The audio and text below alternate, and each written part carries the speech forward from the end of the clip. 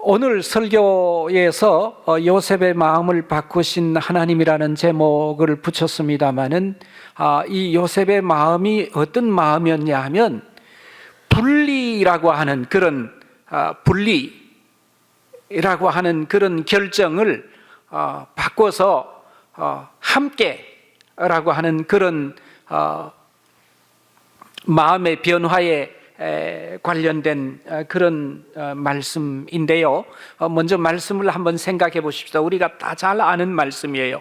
그런데 이 말씀은 원래 그 마태복음이 선포되던 마태복음의 교회 공동체와 또 마태복음이 그 시대 한가운데 살고 있었던 그 시대의 상황하고 밀접하게 관련이 되어 있었는데, 그 시대 사람들은 누가 참신이냐라고 하는 질문을 가지고 있었고, 누가 참신이냐라고 하는 그 질문에 대한 대답 중에 하나가 참신은 인간에 의해서 오염되지 않은 그런 방식으로 세상에 온다라고 하는 그런 생각들이 그 시대에 아주 광범위하게 퍼져 있었습니다. 그래서 실제로 로마의 황제 아우구스티누스가 실제로 그 시대 전체를 지배하는 가장 강력한 정치적인 지도자였을 뿐만 아니라 그를 숭배하는 신전이 이 로마의 모든 지역들에 두루두루 퍼져 있었고, 그 신전에서 로마의 황제 아우구스티누스야말로 참신이고 우리는 그에게 경배한다 라고 하는 그런 시대와 문화의 한가운데에서 마태복음 공동체와 그리고 이 그리스도인들이 등장을 했습니다. 근데 그 아우구스티누스에 관한, 아우구스티누스가 로마의 황제이고 당대 최고의 권력자이고, 그의 권력은 그가 Lord, He is the Lord. 그가 주이시기 때문에 우리는 그를 경배하는데, 그가 주이신 것을 설명하는 여러 가지 방식 중에 하나가 그가 동정녀에게서 났다, 동정녀에게서 태어났다라고 하는 그런 주장과 교리가 그 시대 전체를 풍미하던 시대 한가운데에 있었습니다. 그래서 누가 신이냐라고 하는 질문에 대한 하나의 대답의 방식 중에 하나가 그가 인간에 의해서 오염되지 않고 동시에 그가 신적인 기원을 가지고 있다라고 하는 설명을 위해서 동정녀 탄생이라고 하는 그런 담론이 그 시대를 지배하고 있었습니다. 그래서 오늘 이 예수님의 동정녀 탄생의 기사는 주님이야말로 참 하나님의 아들이신데 그는 동정녀 마리아에게서 태어났다는 것입니다. 그래서 우리가 믿는 참 하나님 예수 그리스도야말로 인간에 의해서 오염되지 아니하고 그의 기원이 하나님께로부터 왔다라고 하는 걸 우리는 고백한다. 우리는 예수를 참신으로 고백한다. 아우구스티누스가 아니라 예수가 참 하나님의 아들이시다, 그가 참신이시다 라고 하는 그런 신앙을 가지고 그 로마 시대 한가운데에서 그 신앙을 지켰던 사람들의 이야기입니다. 그런데 이 이야기를 이런 큰 틀 안에서만 들여다볼 게 아니라 작은 사건의 흐름 속에서 다시 한번 이 말씀을 들여다볼 필요가 있습니다. 이런 얘기입니다. 굉장히 말하자면 그 큰 교리적인 틀을 떠나서 이 사건의 세세한 부분에 들어가서 우리가 이 말씀을 들여다보면 참 놀라운 일을 발견할 수 있는데, 사건은 이런 거죠. 우리가 눈을 땅으로 가지고 봅시다. 이 교리적인 게 아니라 요셉과 마리아는 서로 약혼한 처지고 사실 함께 삶의 거처를 같이 하지만 않았을 뿐이지 거의 결혼한 거나 다름없는 그런 관계였습니다. 아직 함께 잠자리를 같이 하지 않은 것일 뿐이었습니다. 그런데 소식이 들려왔습니다. 마리아가 임신했다고.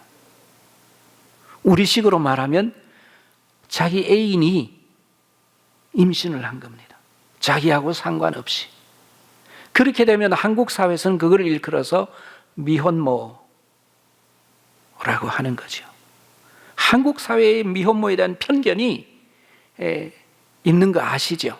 그리고 그 편견 때문에 이 엄마들이 결국은 그 아이를 자기 배 아파서 낳은 아이임에도 불구하고 자기가 키우고 싶어도 키우지 못하고 그 아이를 입양을 보내고 많은 그런 현실이 60년 동안 계속되고 있습니다. 미국도 40년 전만 해도 실제로 그랬습니다.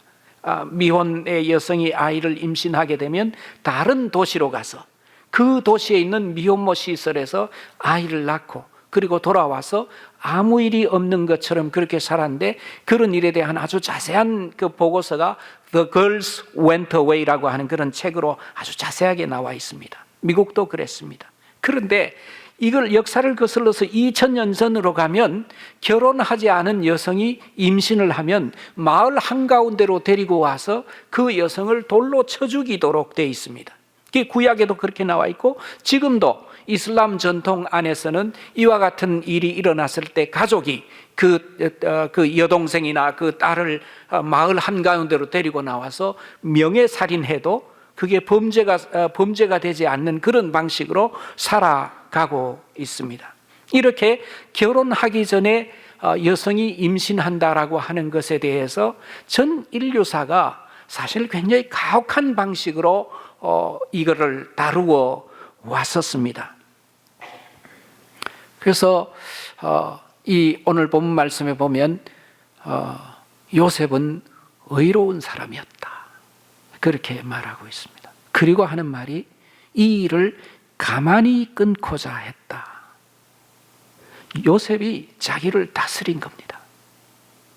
얼마나 큰 분노가 일어나고 얼마나 큰 배신감에 사로잡히고 견딜 수 없는 어떤 자기의 전 존재를 던져서 정말 그 모멸과 좌절과 슬픔과 아픔과 배신에 대해서 흔들릴 수밖에 없는 그런 사람이었어요.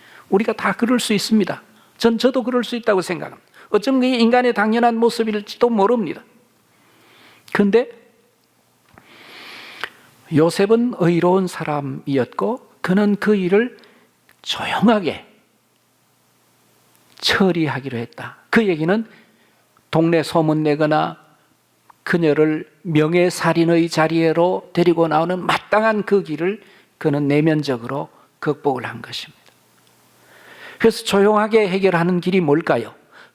미국에서는 The Girls Went Away, 한국에도 비슷한 그런 상황입니다만은 조용히 그 아이를 어딘가로 데리고 가서 출산을 하고, 그리고 출산한 이후에 그 아이는 어느 가정에든지 맡기고, 그리고 조용히 임신을 하지 않았던 것처럼 돌아오는 것입니다. 그게 이 요셉이 결정한 그런 결정이라고 볼 수 있습니다.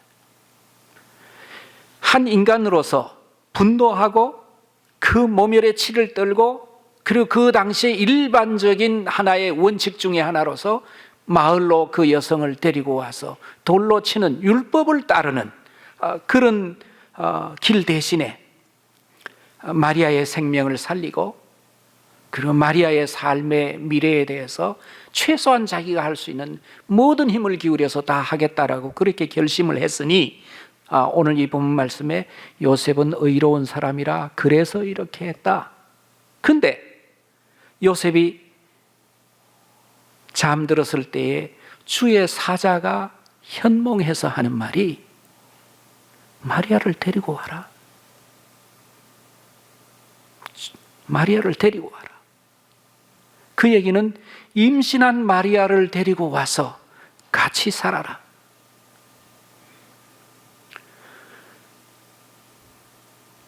자기의 약혼여여, 정말 결혼에 다름없을 만큼 그렇게 관계를 가지고 있는 사람이 남의 자식을 그 뱃속에 품고 있는데,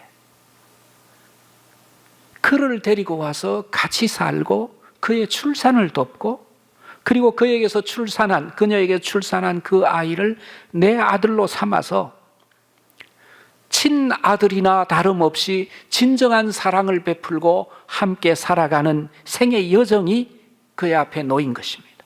그게 하나님께서 이 꿈에 요셉에게 하신 말씀인 것입니다. 요셉의 이 마음은 원래 조용히 처리하려고 했던 요셉의 그 마음을 자기하고 뿌리가 다른, 성경은 성령에 의해서 잉태됐다고 그러지만 막상 삶의 구체적인 현실에서는 어쨌든 뿌리가 다른 아이를 데려다가 그 아이를 정말 친아이처럼 일생을 살아라. 이거는 인류 역사 전체 흐름으로 봐서도 이와 같은 삶의 태도의 변화라고 하는 것은 매우 결정적인, 인간의 새로운 경지를 열어가는, 인간 존재의 새로운 삶의 태도를 열어가는 그런 점에서 하나님께서 요셉의 마음을 바꾸셨다는 것은 요셉의 인격과 성품과 삶의 자세가 자기 삶의 경내에 들어와 있는 그 어떤 것이라도 품어서 자기와 함께 더불어 생의 나날들을 참 차별 없이 따뜻하게 구성해가는 그런 인생을 살라고 하시는 그 하나님의 마음이 여기에 깃들어 있고, 그런 점에서 이 하나님의 마음은 어쩌면 우리의 삶의 다양한 현실 속에서도 우리 시대의 관습과 우리 시대의 사람들의 가르침을 뛰어넘어서 우리 자신을 새롭게 구성해가는 하나의 가르침이요 하나님의 마음이라고 하는 것을 저희가 이렇게 묵상해야 할 그런 말씀이라고 생각을 합니다. 그래서 결국 요셉과 마리아의 분리, 그리고 예수와 요셉의 분리라고 하는 그런 사건이 일어나지 않은 거죠. 다른 말로 하면 한국 사회의 경우에는 미혼모가 아이를 임신하게 되면 그 아이와 엄마의 분리라고 하는 그런 일들이 계속해서 진행되고 있고, 입양의 이름으로 그것도 강력하게 추진되어 오던 그런 사회였습니다만은, 사실 생각해 보면 엄마가 자기 아이를 임신을 했는데 그 아이는 아직 3kg 정도 되는 핏덩어리고 자기 인생에 대해서 아무런 자기를 보호할 능력이 없는 그런 어린 생명인데, 그 아이와 엄마의 관계에서는 엄마가 이 아이를 지키고 보호해야 할 그런 의무가 있는 거죠. 그런데 그 일을 한국 사회는 비난을 했습니다. 근데 저희가 사실은 뿌리의 집이 우리 입양인들과 함께 또 미혼모들과 더불어서 많은 교제를 하고 대화를 나누면서 점점 발전했던 생각 중에 하나는, 우리 엄마들이 내가 결혼을 하기 전에 아이를 가진 일에 대해서 비난받는 일에 대해서는 받아들일 수밖에 없다. 뭐 그렇게 비난할 수 있지. 내가 잘못된 삶의 길을 걸었다고 해도 뭐 할 말은 없지. 나는 사랑 가운데 살아왔지만. 그런데 이 아이를 데리고 사는 일에 대해서 비난하는 일, 이 아이를 입양 보내지 않고 내가 내 손으로 키워서 이 아이의 엄마가 되겠다라고 하는 나의 결정에 대해서는 존중받고 싶습니다. 이게 진실이니까. 이게 진실이니까요. 진실이 뭐냐라고 했을 때에, 이 아이를 입양 보내고 나서 나에게는 아무 일이 없었던 것처럼 다시 결혼할 수 있는 아주 좋은 그런 단정한 존재로 자기를 이렇게 말하자면 일종의 프리텐딩 하는 거죠. 그런 척하는 거죠. 그런 척하는 과정을 통해서 자기가 책임져야 할 그 아이를 자기가 책임지지 않기로 선택하는 그 선택이 옳으냐? 아니면 이 아이와 나의 관계에서 진실을 지키는 것이 내가 삶의 길을 선택하는 데 있어서 올바른 선택이냐 했을 때에 이 엄마들이 후자를 선택하기 시작했습니다. 분리가 아니라 아이를 안고 곤경이 있어도 비난이 있어도 자기 생의 길을 자기들이 걸어가겠다고 결심한 것입니다. 자기의 편리를 위해서 아이를 떼내고 자기의 미래를 위해서 아이를 떼내고 그리고 멋지게 살 수는 있지만 자기 내면에는 아이를 떼어버린, 아이를 멀리 보내버린, 아이에 대해서 사실상 최종적인 책임을 지지 않은 그런 존재로 자기를 갖고 가는 것 자체가 일종의 내면 세계의 깊은 분리를 가져오고 그 분리가 자기에 대한 어떤 아픔과 사실상은 트라우마를 가져오는 것입니다. 한국 사회는 그렇게 여성들에게 그런 삶을 살도록 강요하는 사회였죠.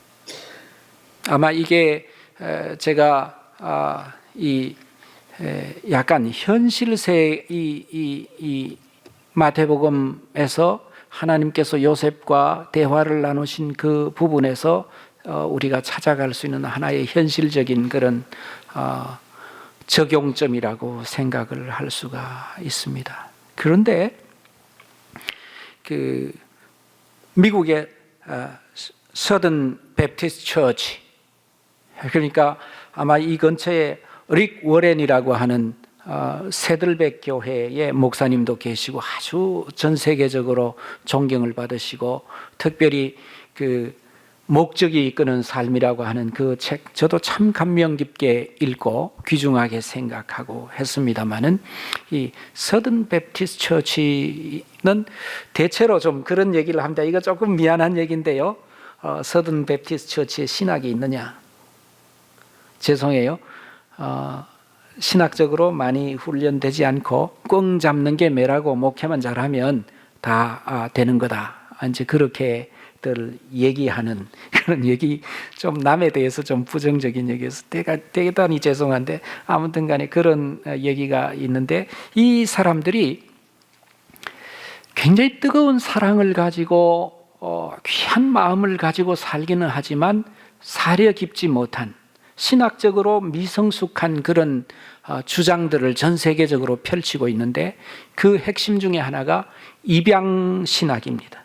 그러니까 기독교 성경에 기초해서 입양신학이 가능하다라고 하는 입장을 이분들은 가지고 있고 저는 개인적으로 그건 불가능하다라고 하는 입장을 저는 가지고 있습니다. 그런데 그분들이 하는 얘기가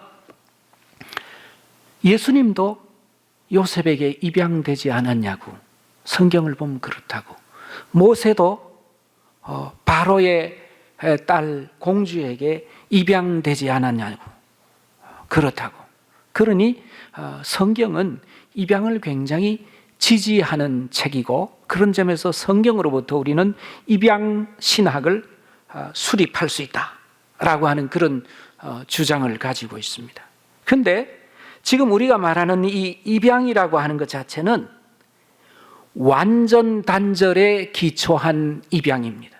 다시 말하면 아이와 우리 시대에서 우리가 말하는 입양이라고 하는 것은 지금 미국에서 전 세계의 그 가난한 나라의 아이들을 입양해 오지 않습니까? 대표적으로 한국의 아동들을 입양해 오지 않았습니까? 그런데 이 입양이라고 하는 것 자체는 사실상 원가족과의 완전 단절, 친생모와의 완전 단절, 완전히 남이 되는, 그래서 가족 찾기를 해도 심지어는 남인데 왜 찾느냐고 하는 그런 제도적인 큰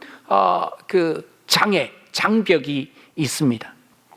당신들은 더 이상 가족이 아니야. 찾을 권리가 없어. 그런 게 한국에서 매일 일어나고 있는 비일비재한 아픔입니다. 그런데 이런 전 세계적으로 완전 단절의 친생가족, 원가족과 또 친어머니와의 완전 단절에 기초한 입양과 예수의 이야기는 다르잖아요. 마리아와 예수는 헤어지지 않았습니다. 헤어질 뻔했죠. 먼 나라에 가서 아이를 출산하고 아이와 헤어지고 혼자 돌아온, 그럼 헤어지죠. 그래서 예수님의 이야기가 입양에 관한 이야기다라고 했을 때에 우리 시대가 말하는 입양, 우리 시대에도 이런 입양이 있어요. 예를 들어서 이혼한 남녀가 각각 데리고 있는 아이들을 데리고 가정을 이룰 때 그 아버지는 아이와 분리되지 않고 엄마는 엄마대로 자기 아이들과 분리되지 않고 결합해서 두 종류의 아이들이 한 집안에서 같이 살죠. 근데 이 경우에는 그 친생 부모와의 단절이라고 하는 사건이 일어나지 않고 있고, 그런 제도와 법은 여전히 세계 어디에나 다 존재하고 있습니다. 그리고 그건 매우 합당하게 생각하고 받아들여지는 거죠. 근데 이 완전 단절에 기초한 전 세계적인 입양 운동을 이 마태복음 1장 이 오늘 본문 말씀에 기초해서 펼친다는 것은 사실 서로 맞지 않는 사안을 마치 그거를 지지해 주는 본문 말씀인 것처럼 그렇게 얘기를 하는 거죠. 그리고 모세 이야기도 마찬가지입니다. 실제로 이 고대 근동 사회나 심지어 지금 이슬람 사회에서도 입양이라고 하는 건 존재하지 않습니다. 실제로 제도상으로 존재하지 않습니다.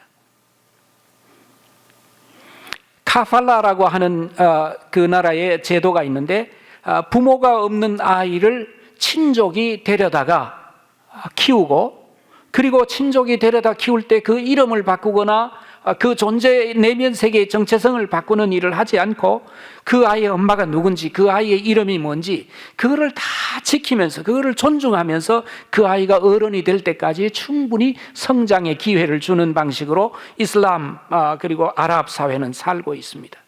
한 번도 이 아랍 사회에서 모세 시대부터 지금까지 입양이라고 하는 제도를 가진 적이 없습니다. 그렇기 때문에 이 출애굽기의 그 사건을 가지고 모세도 공주에게 입양됐다라고 하는 말은 성립이 되지 않습니다. 실제로 그런 제도가 없었으니까요. 사실은 완전 단절을 경험한 것도 아니죠. 모세의 누나가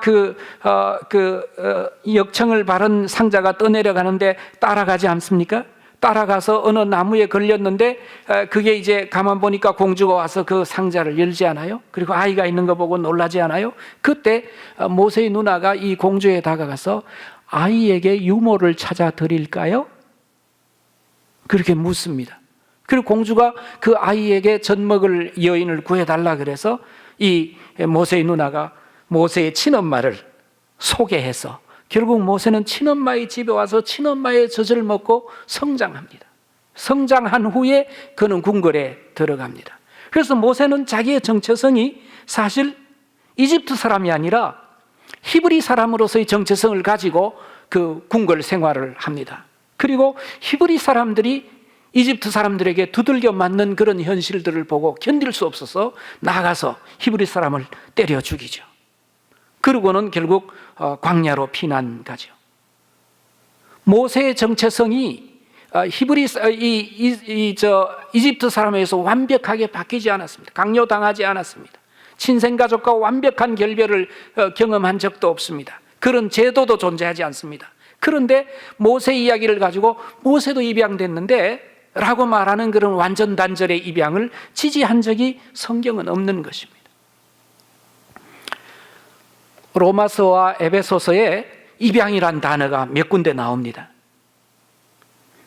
그런데 사도 바울은 그리스와 로마 시대의 사람이었습니다.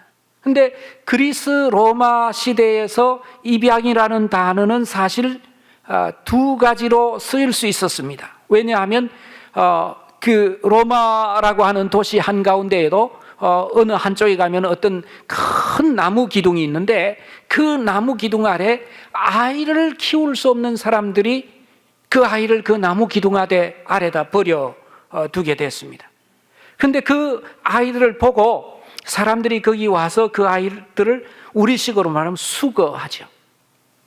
그렇게 하고 그 아이들을 데려다가 노예를 삼습니다. 그리고 돈벌이의 수단을 삼습니다. 그런 아동에 관한 비극이 있었습니다. 그러나 실제로 로마에서 입양이라는 단어를 주로 사용한 것은 가문의 대를 잇는 아주 귀족들 가문, 그리고 로마 황제의 가문에서 입양이란 단어를 사용했습니다. 실제로 유명한 로마의 그 황제, 가장 유명한 로마의 황제들은 다 입양된 왕들이었습니다. 친아들이 아니고. 그런데 이거는 뭐를 의미하느냐 하면 로마가 굉장히 그 국가를 경영하는 데 있어서 자기 다음에 왕이 될 사람이 누구냐라고 할 때에 그걸 혈육에 기초해서 생각하지 않았습니다. 혈육에 기초해서 생각하면 로마가 굉장히 일찍 망했을 거예요. 그런데 로마가 그 당대에 가장 탁월한 사람이 누구냐? 황제는 그걸 보는 거예요. 가장 탁월한 사람을 발탁해서 자기 아들을 삼습니다. 재판관에게 가서 이 사람을 내가 입양해서 내 아들로 삼겠다. 그럴 때 그 사람 벌써 탁월함이 입증된 어른이었습니다. 그래서 성인 입양을 주로 말했습니다. 그래서 이 아이를 재판관에게 데려가서 재판관 앞에서 내가 이 아이를 내 아들로 삼겠다 그러면 재판관이 이는 내 아들이니라, 시편 2편에 나오는 말씀처럼 그렇게 선포해 줍니다. 그러면 그 아들이 이제 아들 자격이 생겨서 왕위를 계승하고 가문의 모든 영광을 다 상속하는 겁니다. 그런데 사도 바울이 말하는 로마서와 에베소서와 갈라디아에서 말하는 예수께서 하나님의 아들로 입양되셨으니 라고 하는, 아들로 삼으셨으니 라고 하는 단어는 바로 그거를 배경으로 하고 있는 말씀이지, 영아가 부모에게 버림받아서 그 완전 단절되는 그 아이를 데려다가 불쌍해서 키우는 입양을 말하는 게 아닌 것입니다. 그래서 저희가 보기에는 이 미국의 서던 베프티스트의 입양운동이라고 하는 게 이 입양 신학에 기초해서 너무 열심히 하고 그러긴 하지만은 사실은 복음이 지지해주는 그런 방식이라고 보기는 굉장히 어렵다라고 하는 것이 저희 입장입니다. 말씀에 대한 오해지요. 사실은 기독교인들이 살아가는 동안에 굉장히 주의를 많이 해야 되는 일 중에 하나가, 성경은 그렇게 말하지 않는데 자기는 그런 줄 알고 그렇게 삶을 구성해 가는 거라고 할 수 있죠. 그게 믿음 생활이라고 보기 어렵잖아요.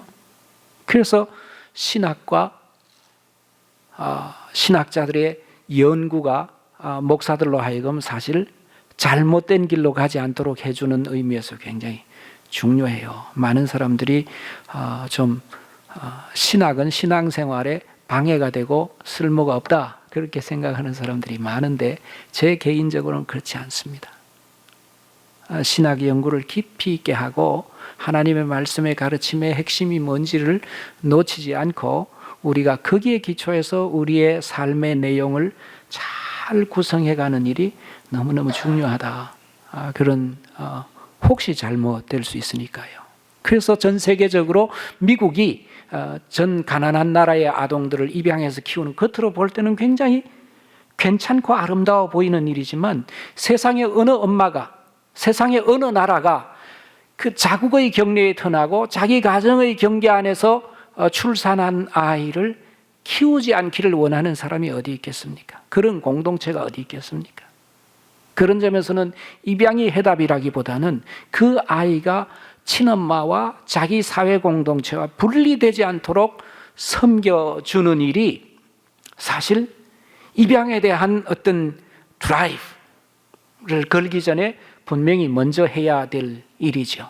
성경에 고아와 과부를 돌보라고 하지 않았냐? 구약에도 신약에도 굉장히 중요한 얘기, 고아와 과부를 돌보라고 그랬는데 우리가 고아를 돌봐야 되는 거 아니냐? 근데 신약과 구약 전체에서 고아와 과부는 항상 쌍으로 나옵니다. 이게 하나의 유니트입니다. 다시 말하면 고대 사회에서 전쟁이 일어나게 되면 남성들은 나가서 죽지만 아이와 엄마들은 남습니다. 그래서 고아와 과부를 돌보라고 하는 이야기는 하나의 유니트로 이 사람들에 대해서 사랑하고 섬기고 그 삶의 곤경을 헤쳐갈 수 있도록 그리스도인들이 힘을 보태라는 얘기지, 그 엄마는 내버려둔 채로, 엄마의 곤경은 내버려둔 채로 아이만 달랑 뽑아다가 데려다가 입양을 하라고 그렇게 해서 사랑을 베풀라고 그렇게 성경은 가르치지 않습니다. 저희 뿌리의 집의 입장은 이렇게 아동과 모성, 아동과 친가족, 아동과 그 사회 안에 분리가 야기되고 그것이 일생 동안의 비극으로 점철되는 현실을 타개해 가기 위해서 다양한 방식으로 일을 하고 있습니다. 그런데 이 일은 그냥 교회가 무슨 그냥 이렇게 봉사해야 해도 되고 안 해도 되고 뭐 그런 일 그런 것처럼 제가 하지 않고 사회의 한가운데에서 하나님의 마음에 어울리게 그 사회를 재구성해 가는 일, 이 또한 하나님의 일이다. 교회에서 교우들의 마음을 일깨워서 그들의 삶의 내용이 하나님의 마음에 어울리도록 구성해 가는 일도 하나님의 일이지만 세상 한가운데로 들어가서 그 하나님의 마음에 어울리지 않는 일들을 타파하고 그 사회 자체가 더 하나님의 마음에 어울리도록 재구성해 가는 일, 그렇게 하는 동안에 상처 입는 사람들의 마음을 보듬어내고 그 아이와 엄마의 분리가 일어나지 않도록 뒷바라지하는 일, 이 일도 결국은 하나님의 일이다. 그런 일에 대해서 우리 옛 교회에서 동참해 주신 교우 여러분들께서 이제 새 교회에서도 그냥 저 목사 고생하니까 우리가 좀 자비를 베풀지 뭐 이런 게 아니라 내가 거기 참여하고 씨를 뿌리는 것이 우리가 사는 이 세상 가운데에서 하나님 나라를 이루어가는 한 여정이고, 혹시 우리가 할 수 있는 일은 우리 한국 사람들이 이 바깥에 살면서 혹시 우리가 힘이 되면 그런 일들을 하는 것 자체는 하나님의 일에 그냥 참여하는, 하나님의 정의와 하나님의 사랑의 세계를 열어가는 일에 씨를 뿌리고 동참하는 그런 생의 여정이고 선교적인 삶의 한 여정이다. 이런 방식으로 이해를 해 주셨으면, 그렇게 이해를 안 해 주셔도 되지만 그렇게 이해를 해 주셨으면 좋겠다, 이런 말씀을 드리고 싶습니다. 마지막으로 한 가지 얘기하겠습니다. 요즘 제가 이 로스앤젤레스 와서도 밤낮으로 이 이메일과 카톡과 메신저를 통해서 아픔과 슬픔 가운데 많은 힘을 기울이는 일이 있습니다. 그거는 미국으로 입양 온 우리 한 청년이 입양 부모가 그 아이를 키우기 힘들어서 그냥 사사롭게 다른 가정에 또 이렇게 넘겼습니다. 그 리호밍이라고 하는데요. 리호밍이라고 하는 건 굉장히 위험한 일입니다. 왜냐하면 그 다른 가정에 대한 입양 적격성 판단을 국가의 공공의 영역에서 하지 않고 자기가 그냥 저 사람 마음에 드네? 나 너무 힘들어, 이 아이가 너무 힘들어, 이걸 누가 데려갔으면 좋겠어. 그래서 데려가고 싶은 하는 사람이 있으면 그냥 끝내주는 겁니다. 근데 그 사람이 그 아이를 학대할지 안 할지 검증이 안 된 채로 하는 거죠. 그거를 리호밍이라고 하는데 그게 미국 사회에 굉장히 만연해 있습니다. 실제로 입양의 세계에서. 그래서 리호밍이 돼서 거기서도 참 많이 고생을 했습니다. 그리고 원래 옛날 법이죠. 아이를 입양하면 처음에는 법원에 가서 한국 아이의 경우 그랬습니다. 입양 판결을 받아야 했었어요. 그러고 나서 2, 3년 후에 이 아이를 데리고 와서 시민권 취득 판결을 받아줘야 했습니다. 그런데 이 리호밍한 가정이 두 번째 일을 안 했습니다. 그렇게 됐는지 안 됐는지도 모르고 그냥 자기는 그런 줄 알고 그냥 일생을 살았는데, 살다가 나중에 무슨 범죄에 연루되어서 보니까 자기는 그린카드밖에 없는 거예요. 그런데 9.11이 일어나고 나서 그린카드밖에 없는 사람들은 추방하게 돼 있습니다. 그래서 한국으로 추방됐습니다.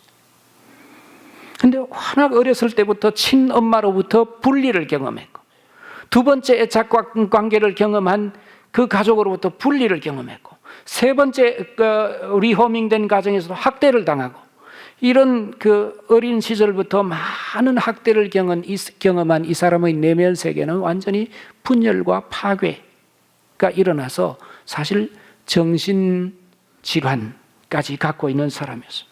그 사람을 미국 정부에서 추방을 해서 한국으로 2012년에 왔습니다. 그래서 이 사람이 강원도 어디 지역을 이렇게 방황하고 있지, 아무것도 없는 사람이니까. 근데 경찰이 이렇게 보니까 이 사람 이상해요. 한국말도 못해요. 그리고 하는 짓이 이상해요. 그래서 미친 사람인 줄 알고 이 사람을 청송 진보면에 있는 정신병원에다 이 사람을 감금을 했습니다. 근데 저희가 이제 입양에 관련된 문제를 다루는 그런 일을 하고 있는 것을 전 세계에 있는 입양인들이 다 알고 하는데, 마침 한 입양인이 문경의 영어학원에 선생으로 와 있었어요. 굉장히 복음에 충실한 한 젊은이였습니다. 이 젊은이가 하루 저한테 전화를 했습니다. 목사님, 우리가 아웃리치, 그러니까 이 지역으로 나가서 이렇게 섬기는 일을 하는데 갔더니 진보에 있는 정신병원에 한 입양인이 자의에 반해서 감금되어 있는 사실을 발견했습니다. 어떻게 하면 좋겠습니까? 할 수 있으면 그 사람을 데리고 나오면 좋겠다. 자의에 반해서. 그 사람이 한번 뛰어내려서 2층에서 뛰어내려 다리를 부러뜨리기도 하고 그랬다고 그래요. 그래서 그 사람을 데리고 뿌리 집에 왔습니다. 근데 저희 뿌리 집은 해외 입양인을 위한 게스트하우스인데 일종의 서비스를, 호텔 같은 서비스를 약속한 그런 전 세계 해외 입양인들의 그 게스트하우스죠. 그 한가운데다 정신질환자를 갖다 넣어놓으면 그 게스트들이 어떻게 되겠어요? 사실 그런 일이 한번 있어서 게스트들이 다 호텔 구해서 나가고 결국 집이 빈 적이 한번 있었어요. 다른 똑같은 케이스인데 다른 정신질환자이자 추방당한 해외 입양인이고 노숙자였던 사람을 저희가 돌보느라고 그런 일이 한번 있었습니다. 그래서 이 사람을 우리 정부에게 부탁하자. 정부가 하는 게 좋겠다. 그래서 이 사람을 정부 쪽에다 보내고, 그리고 그 정부는 다시 또 무슨 다른 원래 입양기관에다가 도움을 부탁하고 해서 여러 해를 살았는데, 이 사람이 결국 지난 주간에 자살을 했습니다. 근데 이 사람은 미국으로 입양됐지만 그 부모가 해줘야 할 시민권 취득 절차를 얻어주지 않았기 때문에 미국 사람이 범죄에 연루된다고 해서 다른 나라로 추방당하지는 않죠. 그런 점에서 이 사람은 가중처벌을 당한 것입니다. 이 삶의 여정이 가혹할 뿐만 아니라 추방당하는 가중처벌까지 받게 되어서 지금 미국 안에는 우리 입양인들이 미국으로 입양 올 때 가족의 구성원이 되는데, 가족의 구성원이라고 하는 건 당연히 시민권까지 포괄하는 거니까 모든 입양인들이 다 시민권을 얻도록 해주자. 근데 확인되지 않은 사람이 한 18,000명 돼요. 확인되지 않은 사람이. 그래서 누구든지 한국에서 입양 왔으면 그 사람이 50년대 왔든 60년대 왔건 범죄에 연루됐건 안 됐건 어쨌든 간에 원래 입양이라고 하는 약속 안에는 가족의 구성원이 되고 동시에 미국의 시민이 된다는 게 전제된 거 아니냐. 그런 입법운동을 지금 LA나 무슨 샌프란시스코 아니면 워싱턴의 입양인들이 열심히 하고 있습니다. 분리의 아픔. 좀 아실 것도 같아요. 죄송해요, 목사님. 분리는 참 아픈 겁니다. 분리가 없을 수는 없겠죠. 그러나 그 분리의 장벽을 허무는 일, 그게 그리스도인들에게 주어진 소명입니다. 사자와 어린 양이 분리해야만 생존할 수 있는 거죠. 아기와 독사의 굴, 분리해야만 생존이 가능하죠.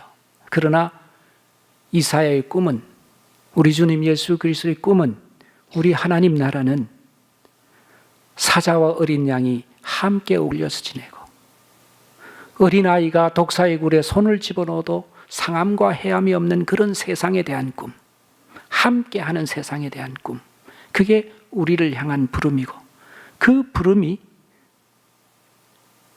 주님께서 말씀하신 대로 너희 원수를 미워하라는 가르침을 너희가 받았으나 나는 너희에게 이르노니 원수를 사랑하라. 햇빛과 비를 악인과 선인에게 비추시는 하나님의 마음을 좇아서 당신들의 삶을 구성해가라.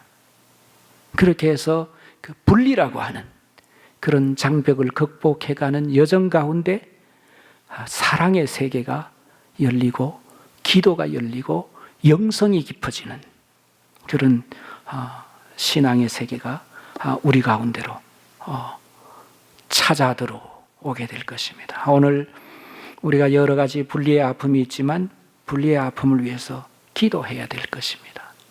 그리고 때로는 자녀가 그 부모의 품을 떠나서 새로운 삶의 세계를 구성하는 것처럼 바라건대 이 교회가 그런 새로운 삶의 세계를 구성하되 분리의 기억이 가지고 있는 증오와 상처를 내려놓고 선인과 악인에게 햇빛과 비를 베푸셔서 두루 함께 생명의 세계로 살아가도록 우리를 불러내시는 우리 하나님의 마음에 응답이 있으신, 그래서 영성이 더 따뜻하고 깊어지시는 교우 여러분들의 삶이 되시기를 원합니다. 기도하겠습니다.